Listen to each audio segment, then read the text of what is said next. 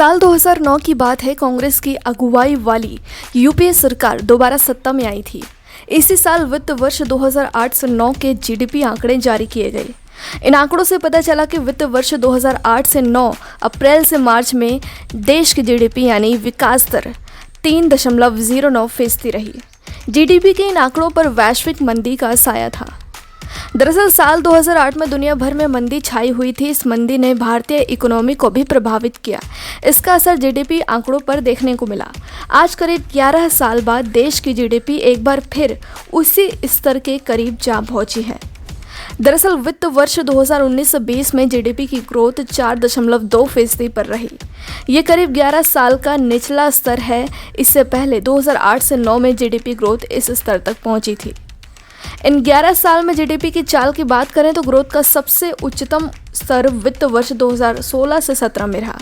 इस वित्त वर्ष में देश की जीडीपी ग्रोथ रेट 8.25% पर रही। हालांकि इसके बाद के 3 वर्ष में लगातार गिरावट का दौर देखने को मिल रहा है। वित्त वर्ष 2019 से 20 की चौथी तिमाही यानी जनवरी से मार्च के बीच जीडीपी ग्रोथ रेट 3.1% पर रही। इसी तरह दिसंबर तिमाही में देश की जीडीपी ग्रोथ रेट 4.7% पर आ गई थी। इसके अलावा 2019 से 20 की पहली तिमाही के लिए जीडीपी ग्रोथ रेट को संशोधित कर 5.6% और दूसरी तिमाही के लिए 5.1% कर दिया गया था। कोरोना वायरस के प्रकोप को देखते हुए वित्त वर्ष 2020 से 21 का साल बुरा होने की आशंका है।